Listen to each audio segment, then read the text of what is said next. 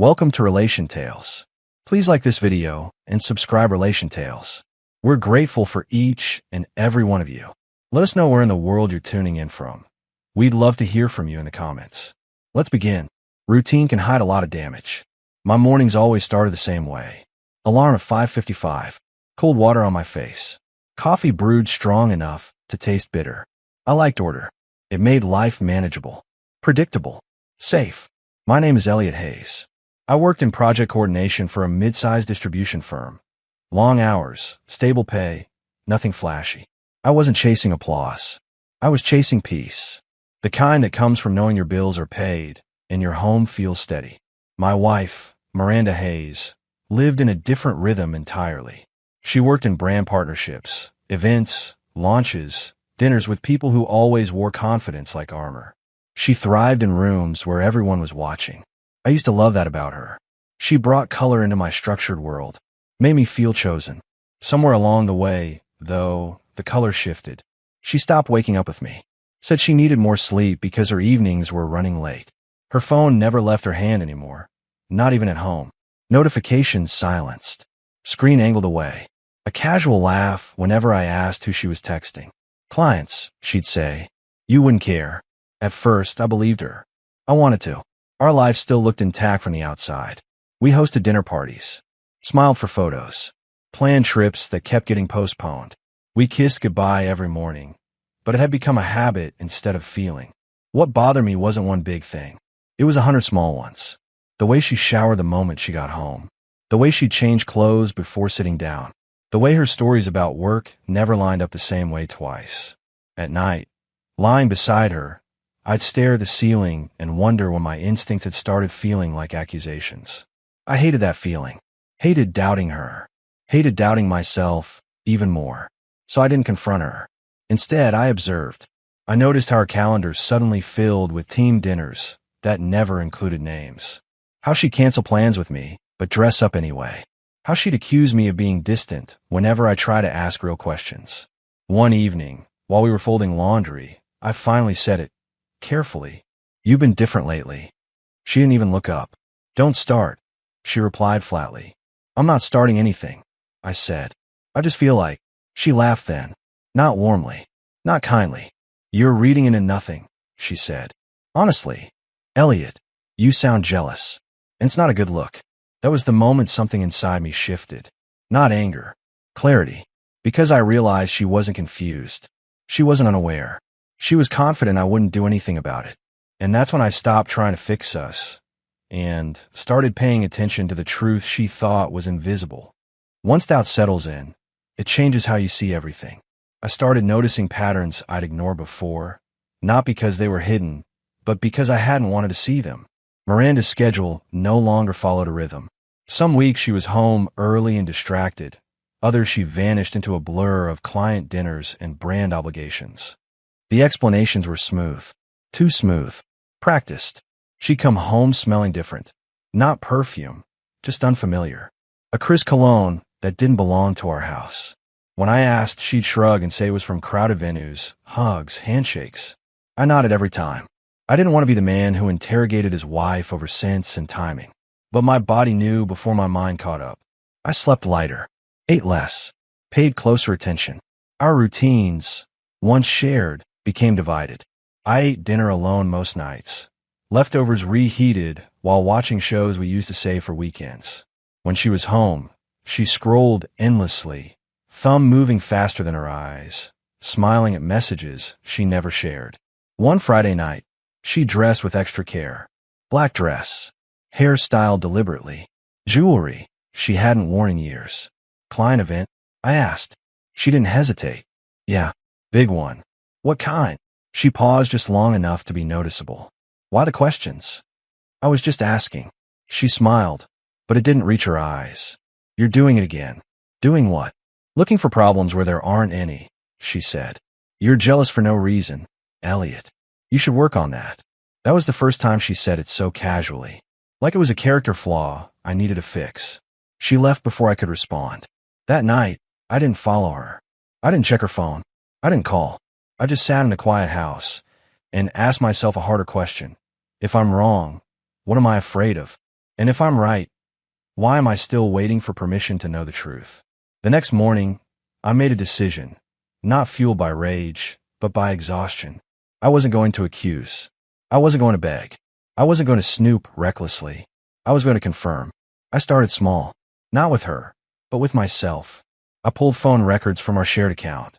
Not messages, just timestamps and frequency. Patterns jumped out immediately. One number appeared again and again. Late nights, early mornings, gaps that lined up perfectly with her events. I saved it, didn't confront her. Then I watched. Miranda had a habit of narrating her day when she got home. Little details meant to sound natural. Names of coworkers, venues, funny mishaps. But once I started paying attention, the stories repeated themselves too closely, like lines memorized instead of lived. One evening, she mentioned a rooftop bar downtown. I nodded, then casually said, "I thought that place closed last year." She blinked. "They reopened." "They didn't," I replied calmly. "I work 2 blocks from there." Her smile tightened. "You're mistaken." She walked away before I could respond. That night, she didn't sleep beside me. Said she had a headache. Took her phone with her to the guest room. The distance between us felt deliberate now. I confided in Avery Bennett, an old friend who knew me well enough to hear what I wasn't saying. We met for lunch near my office. I didn't dramatize it. I didn't accuse Miranda outright. I just laid out the facts. Avery listened quietly, then said, "You're not crazy. You're just ahead of the moment." "What moment?" "The one where the truth shows itself whether you're ready or not." He helped me do one thing. Just one. That changed everything. We ran the number. The name attached to it was Derek Collins, senior brand consultant, married, 2 kids, very visible online presence, company events, tag photos, familiar smile. I felt cold, but not surprised. The pieces slid into place with unsettling ease. Same industry, same events, same late-night meetings. Even the way Miranda had started talking about her work, more dismissive of my questions, more defensive about her independence. I didn't confront Derek. I didn't message his wife. Not yet. Instead, I watched Miranda more closely than ever, and she noticed. "You've been quiet," she said one night while we ate dinner across from each other, the table feeling wider than it ever had. "Just tired," I replied. She studied my face, searching for something. Anger, suspicion, fear. She found none. That unsettled her. Over the next week, she became sharper, more impatient, accusatory. If I asked where she was going, I was controlling. If I didn't ask, I was distant. Either way, I was wrong. One evening, she snapped. "You don't trust me," she said. "I can feel it." I met her gaze. "Trust isn't a feeling. It's consistency." She scoffed. "So now you're lecturing me?" "No," I said calmly. "I'm listening." That threw her off. She changed tactics then. Warmth, affection, sudden closeness. She cooked dinner, suggested a weekend getaway, even reached for my hand in bed like she used to. It felt rehearsed, and that's when I understood something important. She wasn't just hiding something. She was managing me. The realization hurt, but it also freed me. Because once you see manipulation for what it is, it loses its power. A few days later, Miranda came home buzzing with excitement. "I'm thinking of hosting something here," she said. "A small gathering. Friends. Colleagues. Networking." I raised an eyebrow. "At the house." She smiled brightly. "Why not? You're always saying we should socialize more." I looked at her. Really looked at her. The confidence. The certainty that I was still in the dark. And I smiled back. "That sounds great," I said. "Invite whoever you want." Her eyes lit up. What she didn't know, what she couldn't possibly imagine, was that I had already prepared something of my own. Something that didn't need shouting. Something that didn't need accusations. Just a screen. A room full of people. And the truth, timed perfectly. Once Miranda started planning the gathering, the house changed. It became a stage. She talked about the guest list constantly. Who mattered, who didn't, who needed to see our perfect home. She rearranged furniture, ordered catering, and insisted on renting a larger display screen for presentations. She never questioned why I volunteered to handle the tech. That was my advantage. Every evening, after she fell asleep with her phone face down on the nightstand, I sat in the spare room with my laptop, assembling a quiet timeline. Not gossip, not assumptions, just dates, overlaps, and undeniable connections. Screenshots of public posts, calendar mismatches, location tags that contradicted her stories. All information anyone could see if they knew where to look. The truth didn't scream. It stacked. I wasn't driven by revenge the way movies portray it. No rage, no fantasy of public humiliation. What pushed me forward was clarity. I needed the lies to stop controlling the narrative of my life. Avery checked in often. "You okay?" he'd ask. "I'm steady," I'd reply. And I was. There's a strange calm that comes when you stop arguing with reality. Miranda, meanwhile, grew bolder. She spent more time on her phone in plain sight, no longer bothering to hide her smiles. She'd accuse me of being distracted, of pulling away, even as she drifted further from me. The irony wasn't lost on me. One night, while we folded napkins for the event, she said casually, "Derek's coming." I kept my expression neutral. "From your firm?" "Yes," she said. "He's important. You'll like him." I almost laughed. Instead, I nodded. Of course. Her confidence in that moment was astonishing. She truly believed she had everything under control, that she'd rewritten our marriage into a story where I was merely a background character. The day of the gathering arrived with artificial cheer. The house buzzed with music, glasses clinking, conversations overlapping. People complimented Miranda on the decor, the food, her energy. She glowed under the attention, played host flawlessly, introduced me with a hand on my arm like a prop she'd dusted off for appearances. "This is my husband, Elliot," she'd say. "He works in operations." As if that summed me up. Then Derek arrived. He was taller than I expected. Confident, relaxed, wearing the kind of smile that assumes the room is already on his side. He shook my hand firmly, met my eyes without hesitation. "Great place you've got," he said. "You're lucky." "So I've been told," I replied evenly. Miranda hovered near him more than necessary. Their conversations were just a little too private. Their laughter just a little too familiar. No one else seemed to notice, but once you know.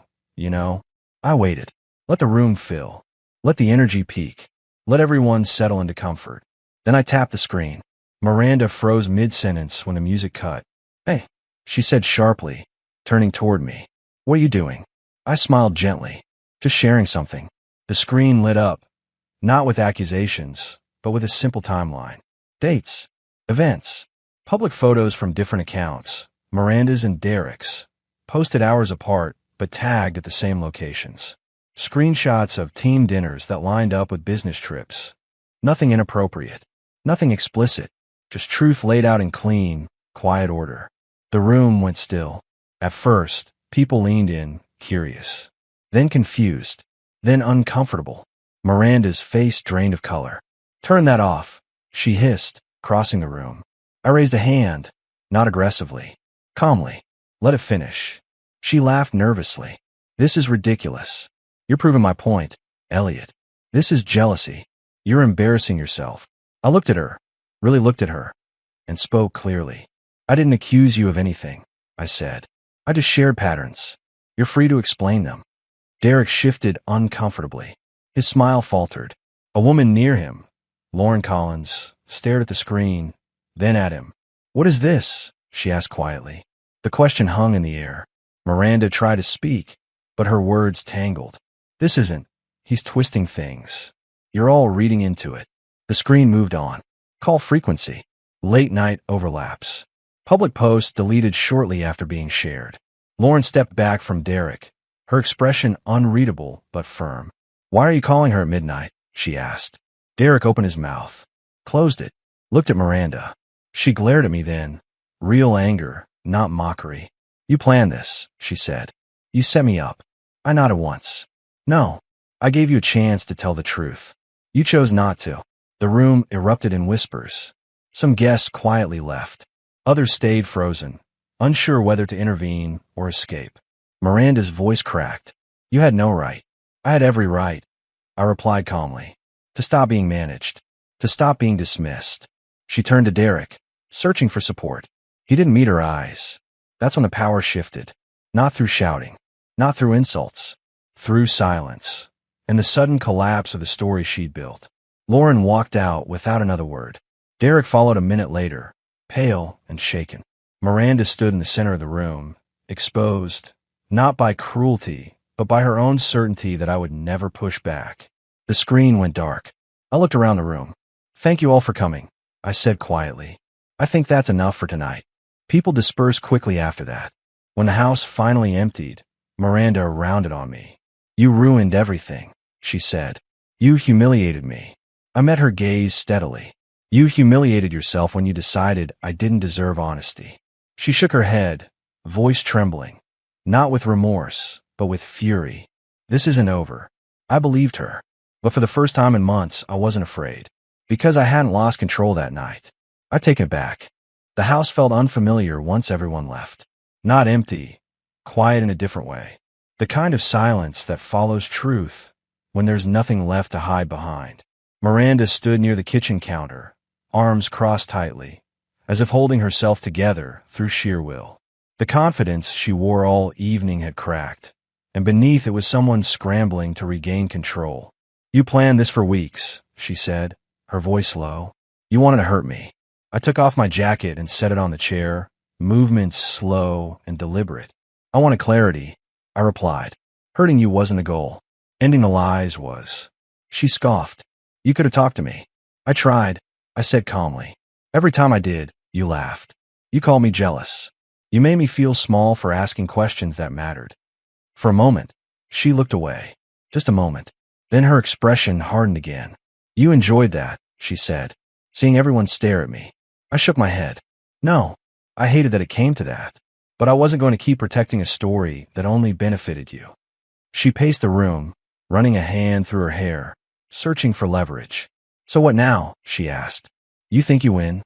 The word one didn't sit right with me. "This isn't about winning," I said. "It's about choosing what happens next, with honesty." She laughed bitterly. "You think you're so calm, so moral." "I'm calm because I stopped lying to myself," I said. "And I stopped letting you rewrite reality." That landed. She sat down slowly, exhaustion finally overtaking anger. The truth was out, and without secrecy, there was nothing left to fuel her confidence. "I didn't plan for her to go this far," she said quietly. I believed her, but that didn't change anything. "Intent doesn't erase impact," I replied. "You didn't just drift away. You replaced me while pretending I was the problem." Tears welled in her eyes then, not the dramatic kind, but the kind that comes when consequences arrive. "What do you want?" she asked. I thought about that for a long moment. I wanted the version of her I married. The woman who laughed without calculation, who told the truth even when it was uncomfortable. But that version no longer existed. Or maybe she did, but she wasn't choosing to be her anymore. "I want peace," I said, "and honesty, whether that's together or apart." She nodded slowly, understanding the weight of that answer. The following weeks were difficult, but strangely clean. No more guessing. No more checking phones. No more walking on emotional glass. We spoke openly, sometimes painfully, but without pretense. Dare tried to reach out once. I didn't respond. His chapter in my life was closed the moment he walked out that door. Lauren reached out too. Not to me, but to Miranda. That conversation changed things. It stripped away the last layer of denial. Miranda couldn't hide behind excitement or attention anymore. She had to face the damage left behind. Eventually, we made a decision. Separate paths. Not explosive. Not cruel. Just honest. I moved into a smaller place closer to work. The routines returned, but this time they belonged to me. Morning coffee tasted better. Sleep came easier. The constant tension I'd lived with for months dissolved into something quieter and stronger. Self-respect. Miranda tried, in her own way, to rebuild. I wished her well, but from a distance. Some bridges don't need to be burned. They just don't need to be crossed again. People asked how I felt afterward. Relieved. Clear. Free. The revenge wasn't the screen or the gathering or the silence that followed. The revenge was refusing to stay small. Refusing to be managed. Refusing to doubt my own instincts ever again. I didn't raise my voice. I didn't insult her. I didn't destroy anyone. I simply let the truth stand where lies used to live. And for the first time in a long time, that was enough.